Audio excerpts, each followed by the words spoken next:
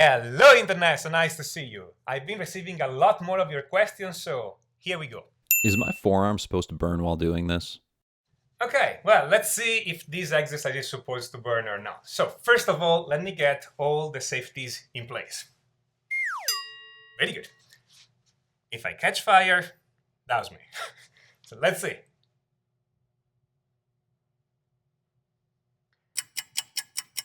No. No, it's not supposed to burn. YouTube. Tommaso, stop projecting human consciousness and volition onto sound frequencies. Great lesson, as always.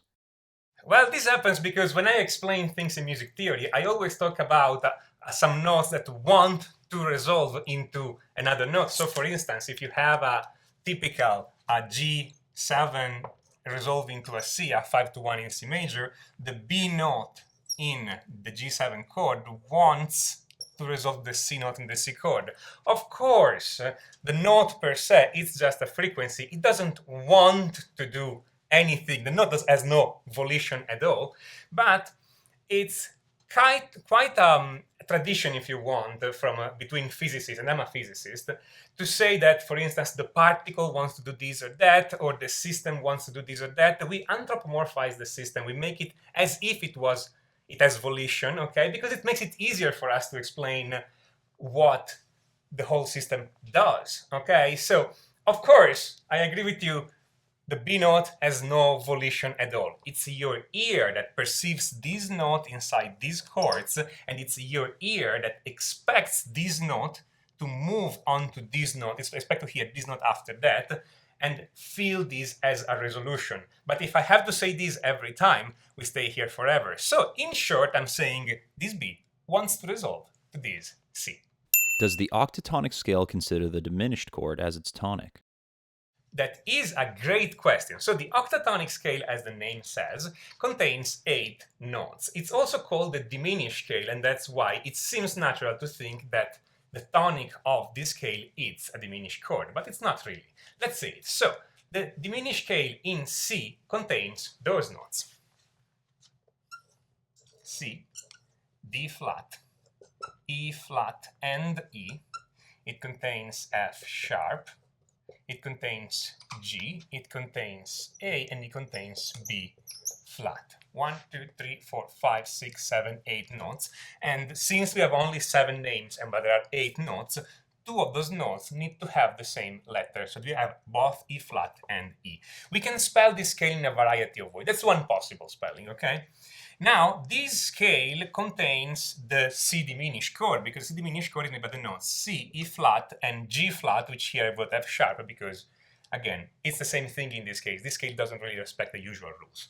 So it seems logical to think that this scale has the first chord as being a C diminished. But if you look at that, we also have a G note here, and we have this E flat and this E. So if I take C, E flat, and G, I have also a C minor chord. So if I take C, E flat, and G, that's a C minor chord. But even better than that, if I take C, E major, and G, that's a C major chord.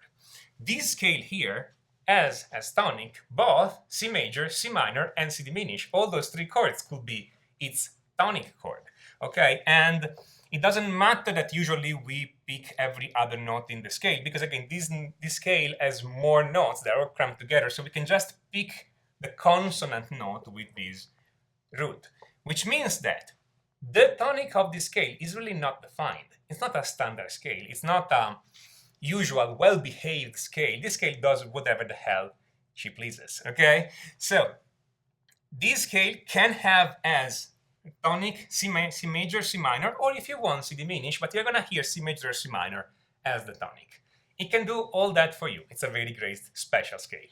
Are cadences like 5-1 discovered, like math, or constructed like baseball? In other words, do people from other cultures experience cadences as resolving, or are they just hearing sounds? Do you have to be exposed to European descending culture to experience them?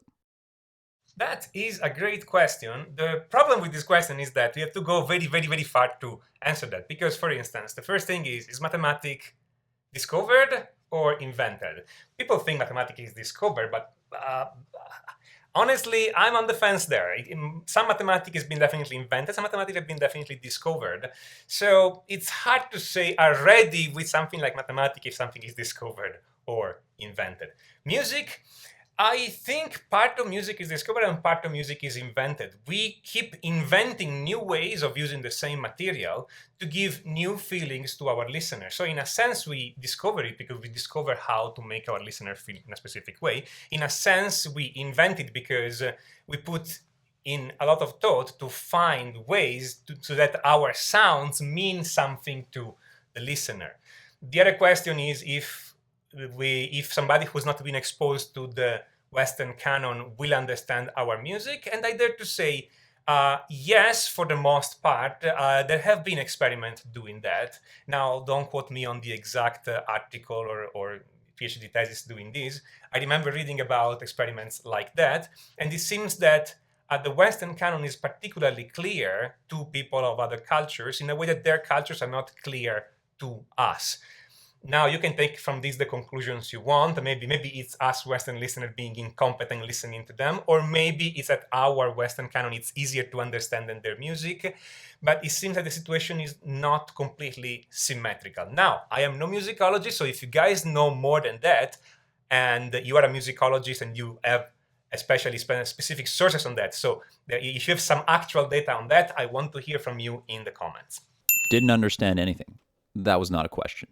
So some people have been reading this comment and wondering what it all means. It's an old physicist joke. The story goes this way. Follow me. The great physicist Paul Dirac is the guy who discovered antimatter completely in theory before we actually discovered antimatter in practice. The guy predicted antimatter. Paul Dirac was giving a lecture, and he was covering blackboards over blackboards of equations. At a certain point, at the end, he asked, is there any question? And one of his students went and go, Professor Dirac, I don't understand how you got that little equation on the top left corner there. And Dirac, without missing a beat, was answered, this is not a question. Next. And to understand that, you have to understand that for us physicists, this is great humor, okay? We are dicks, we know. Okay, so, but yeah, that's for us. It's great humor. And if you guys get offended, sorry, it's just a bit of physicist humor. Now that I know you're a physicist, please explain why we have all these modes and scales. After all, we are dealing with the same 12 tones. What is the purpose of grouping them in different ways? Is there a good analogy from math or science? So this has all to do with how your ear understands music. It's an interesting thing. So let's say I'm playing you a piece of music, and this piece of music contains 7 specific frequencies, 7 specific notes. And those notes are C, D, E, F, G, A, B. We conventionally call this the C major scale. Now that's all nice and good, but your ear, unless you have perfect pitch, and even the people who have perfect pitch apparently, but don't quote me on that, but unless you have perfect pitch, your ear does not understand those frequencies as absolute. Your ear cannot distinguish a C from a D from an E unless there is a context around. For a number of reasons, then, your ear relies on a different thing. Your ear can understand the distance between those notes. It can understand that those 2 notes are a step apart. It can understand that those 2 other 2 notes are a half step apart. And what your ear does, your ear attaches on one specific note as being the main note. It's the reference point for your ear to understand all the other notes in the piece. How does your ear do that? Your ear tries to understand what is the note that is repeated more often or at a higher volume or for the longer time, and all this kind of thing. It's a pretty complex situation, but at the end of the day, your ear decides on which one of those notes is the main reference note. We call this the root note or the tonic note of the piece. Now, depending on what note your ear decides to fix as the main note, those 7 notes will feel different because you relate them to a different note, so they're different. It's like seeing the same object from a different point of view. It looks different, okay? So if your ear decides that C is the main note, then you're gonna hear this as the C major scale. But if your ear decides that A is the main note, then your ear is gonna perceive this as the A minor scale. And if F is the main note, that's the F Lydian scale, and all those scales feel different because they have different intervals with the main note, with the tonic note.